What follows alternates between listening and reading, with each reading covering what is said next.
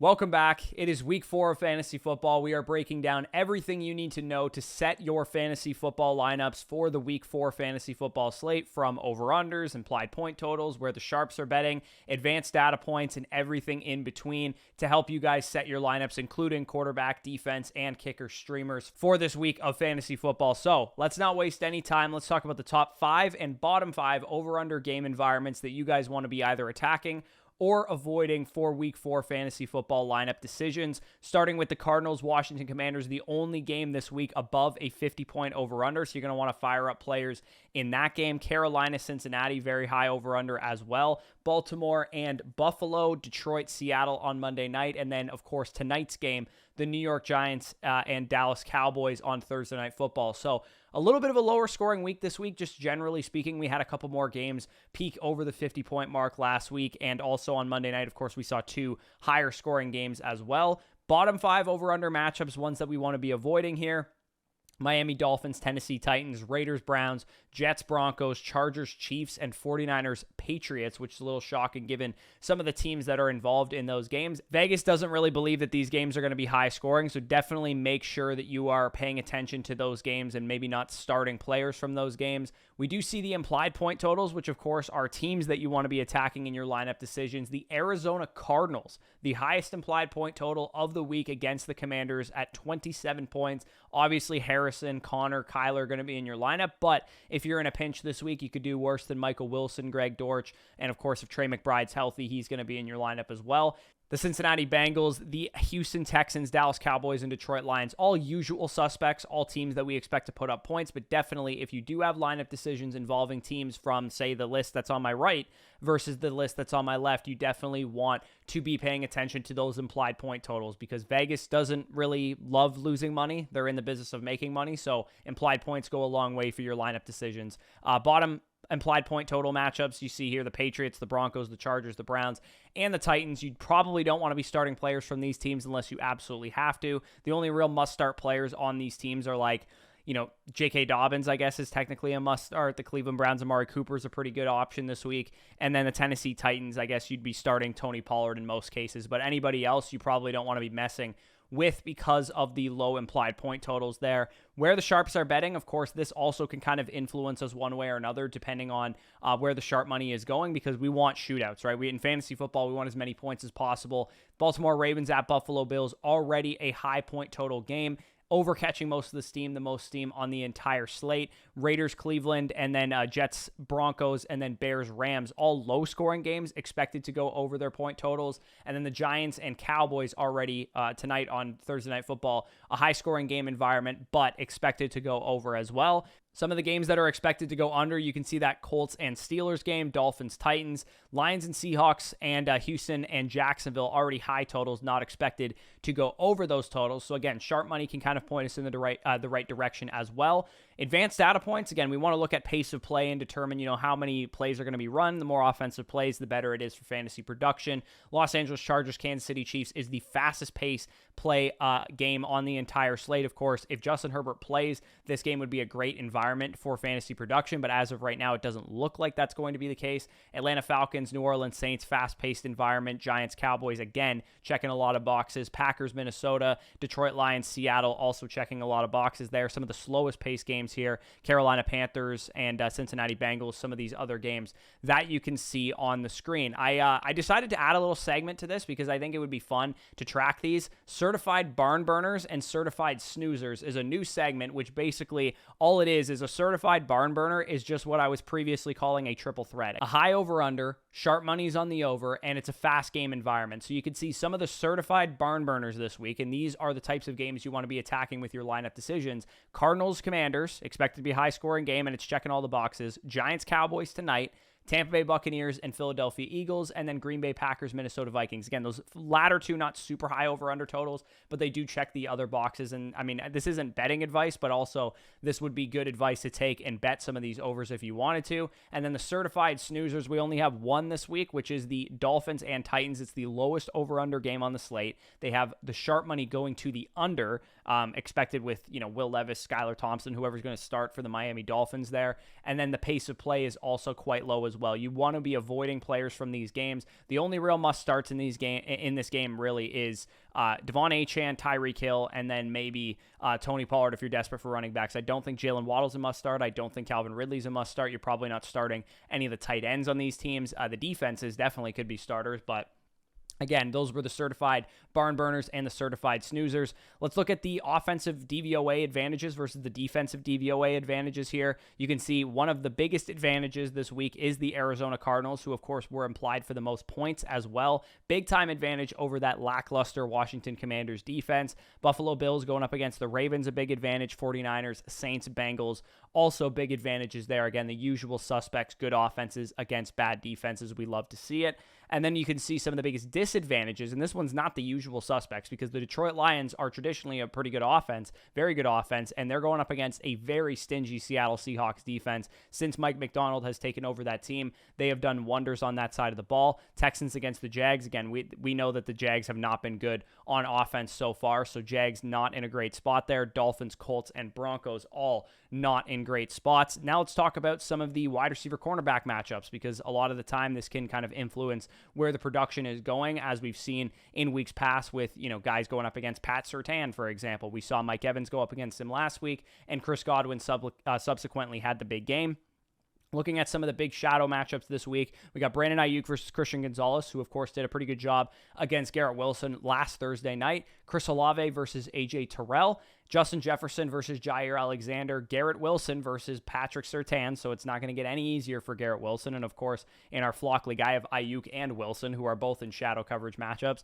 And then Michael Pittman Jr. versus Joey Porter of the Steelers, who's also been absolutely nails in shadow coverage this year. So you probably want to downgrade the guys that I just mentioned to, Brandon Ayuk traditionally be a back-end wide receiver 1, probably more of a mid-wide receiver 2 this week in that type of matchup. Same goes for Wilson, probably a mid-wide receiver 2, back-end wide receiver 1 at best in a good matchup, but this is a bad matchup, so more of a low-end wide receiver 2 for me this week. Getting into the orange matchups, so these ones are basically just, there's no shadow coverage expected, but they are tough defenses. They are tough secondaries in totality, so we can kind of downgrade some of the projections for Devontae Adams, for Jacoby Myers, for Rashee Rice, Xavier Worthy, Tyreek Hill, Jalen Waddle, Amon-Ra St. Brown, Jameson Williams, and Zay Flowers specifically. If you have these players, downgrade expectations a little bit. You're probably still starting most of these guys, sans like Jalen Waddle, Xavier Worthy, and Jacoby Myers, but for the most part, you want to downgrade those expectations. And then some of the guys you want to upgrade expectations for because they have really good matchups. Marvin Harrison and Michael Wilson, like I mentioned, going up against the Commanders secondary.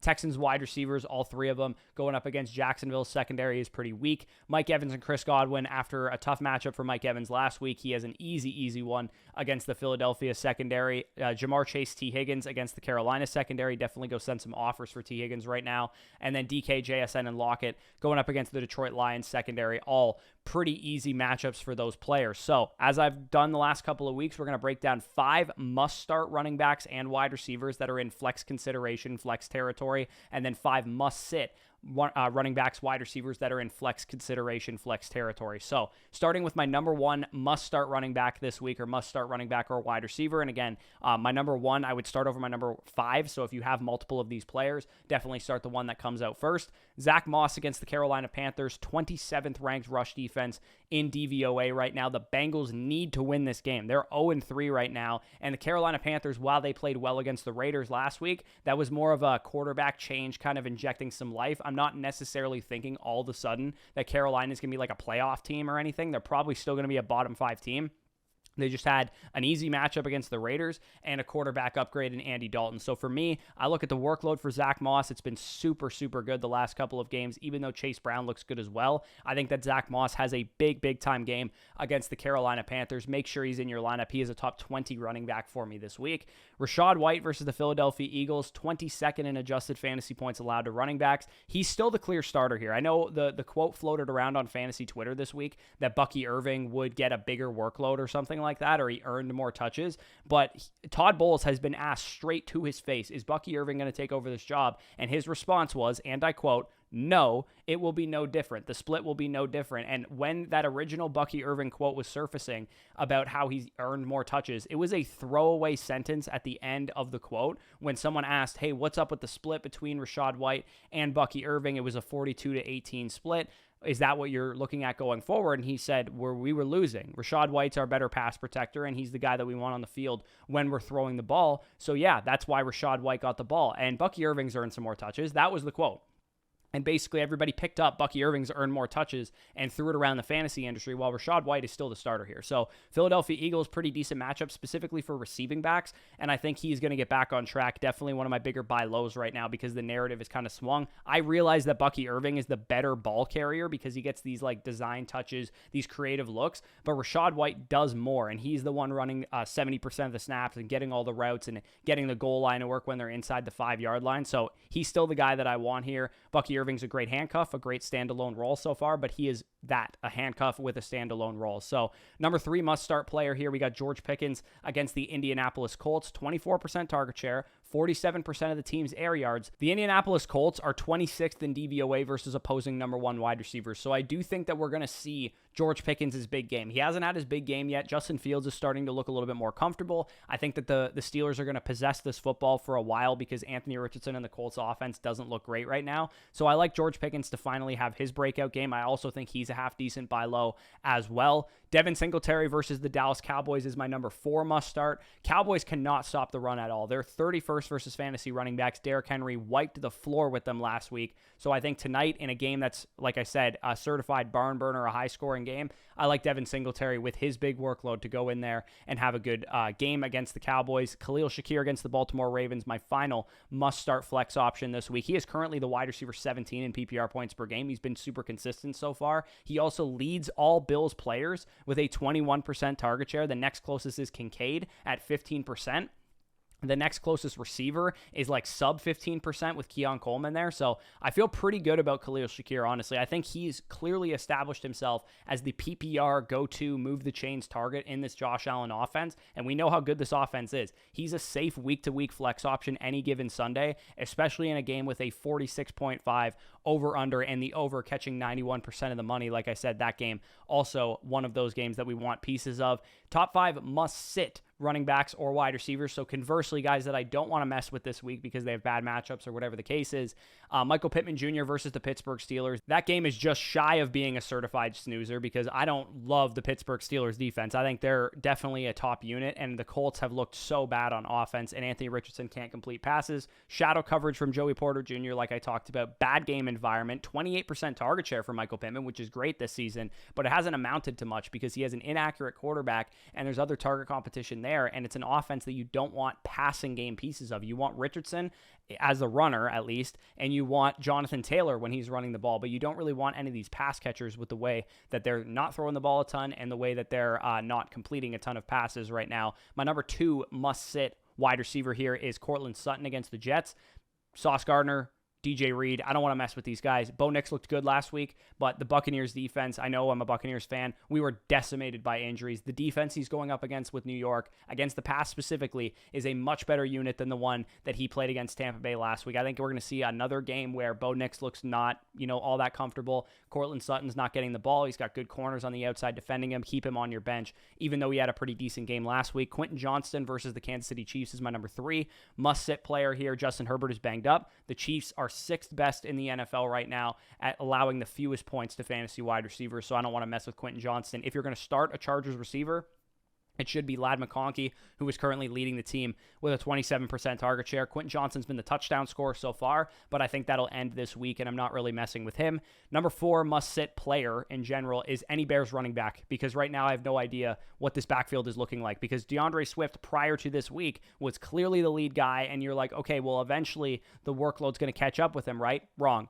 Roschon Johnson took a big time step in terms of his overall usage, really the first time he's been used all season. It's a bottom 5 matchup against the Los Angeles Rams. Roschon outscored Swift last week. I don't know who to start. A lot of you probably picked up Roschon Johnson on your waiver this week. Don't put him in your lineup, though. You got to wait and see what happens in this backfield. Eventually, maybe we'll see Roschon overtake DeAndre Swift, potentially as the starting running back here, but until that happens, I can't put these guys in my lineup as anything more than a desperation RB2 for like a hero RB build or something. Any Raiders running back is my number 5 must-sit player because this backfield has been a hot hand, unpredictable type of script. And this offense isn't good enough for them to just be consistently in your lineup, because 1 week it's Zamir White, 1 week it's Alexander Mattison. It depends on who's winning and who's losing. Against the Cleveland Browns, that's a game that could go either way. It could be a big Raiders win. It could be a big Raiders loss. I have no idea how that one's going to go, so I don't feel good about Zamir White or Alexander Mattison, to be honest. Moving in past the must starts and the must sits, hopefully I helped you set your lineup. And again, leave any questions down below. I'll try and answer as many as I possibly can after this video goes live. We will be live tonight at 7 p.m. Eastern, so stay tuned for that. You can ask us a question over on Flock Fantasy and have those answered on the stream. Quarterback streamers that we're going to talk about this week. Obviously, there is a lot of great matchups for a lot of awesome fantasy quarterbacks. See Cardinals, Bills, Texans, Commanders, Eagles. Those guys are all top 5 quarterbacks for me this week because they're all, awesome guys. Like Kyler, Josh Allen, CJ Stroud, Jaden Daniels, and Jalen Hurts. They're all highly owned quarterbacks. So I'm talking streamers here, guys that are maybe available in your league because, let's say, for example, you have Anthony Richardson, and Anthony Richardson hasn't been performing. You don't want to mess with the Pittsburgh Steelers defense. I am currently in this situation in my home league. What I am doing is I'm going out and acquiring a guy like Brock Purdy, who has a pretty decent matchup against the Patriots, but also if Justin Herbert plays, he has a good matchup against the Chiefs. Jacksonville, again, I know nobody wants to trust Jacksonville or Trevor Lawrence right now, but they do have a pretty good matchup against the Houston Texans. They're 32nd in adjusted fantasy points allowed to quarterbacks. Tampa Bay Buccaneers, again, Baker Mayfield seems like he's had a bad week last week, but Luka Decky could be back, the right tackle of the Buccaneers, and the Philadelphia Eagles are pretty decimated, especially on offense right now. So I think the Buccaneers will win that game, and I think they'll have a chance to put up some points in that game against a much easier defense than the Denver Broncos. And if you're feeling really frisky, Keenan Allen could be back this week. I think Caleb Williams is not the worst start in the world either. So if you're looking for some QB streamers, not the greatest week of QB streamers for sure, but I do think Baker Mayfield's probably the premier option. I also don't mind Geno Smith if he's available in your league as well, because that game has a pretty high over-under with the Seahawks and Lions. DST and kickers, if you guys need some defenses, you can see the top options here: the Houston Texans, the Raiders, the Seahawks, the Dolphins, the Rams, the Chiefs, the Titans, and the Cowboys. As far as the ones that I think are the best options, let me just look at my rankings real quick, because I do actually think this is really important this week. I actually have, of this group of defenses, the Cowboys ranked as the highest, because I think, especially because the Jets and the 49ers are my number 1 and 2 defense this week, and those defenses are probably highly rostered in your league. But among defenses that are highly available, the Cowboys might have been dropped in your league because they haven't been very good on defense, so they could be a good option this week against the Giants. I think the Dolphins are a really good option in this game against the Titans. Conversely, the Titans are a good option against the Dolphins, because that game just projects to be the lowest scoring on the slate. I also think the Pittsburgh Steelers, again, they'd be highly rostered for the most part in your league. And then the Kansas City Chiefs defense against the Chargers without Justin Herbert most likely this week, also a very good option. And like I said, also the Houston Texans have the best matchup for fantasy defenses on the week. Then you look at the kicker matchups there. I've highlighted the kickers that are not like highly rostered guys. I think Kaimi Fairbairn, Brandon Aubrey, those type of dudes are probably very highly rostered in your league. But if you need the Broncos kicker, Tyler Bass of the Bills, Blake Grupe of the Saints, the Browns kicker, the Patriots kicker, I think any one of those options should do you pretty well this week. So this was Matchups That Matter. Appreciate you guys for sticking around. If you enjoyed this video, if I helped you set your lineup, leave a like down below. Subscribe to the channel if you guys are new around here. Comment down below as many questions as you possibly can. I will get to, let me set a realistic goal here. Any question that is asked within the first 2 hours of this video being live, I will answer it. If you have more questions that I can't get to later, then definitely stay tuned for tonight's live stream. Before Thursday Night Football, we will be live around 7 p.m. Eastern today. We answer our Flock Fantasy questions and Super Chats first. So if you want to get ahead of the line, head on over to flockfantasy.com. You can ask us a question over there. Link is in the description for that. It says ask a question or get your team reviewed. You follow that link and you should be able to get a question answered on tonight's live stream if we don't get to it otherwise. So definitely check that out if you're interested. Check out Underdog Fantasy tonight. I have this pick'em going live right now, a 4-player pick'em that I feel pretty good about. They also have a couple promos going right now. The Week 4 promo calendar is on the screen right now. And also, they do have this Patrick Mahomes free square live for this weekend. New customers, when you use promo code FSE, will have access to this Dak Prescott free square as well. And 2, you can use the Profit Boost token on Thursday Night Football. So tons of great promos going on over on Underdog. Link down below in the description to sign up. When you sign up, you get our weekly start set rankings for free all season long when you make your first deposit. So check that out if you're interested. But with that being said, peace out. And we'll talk to you soon.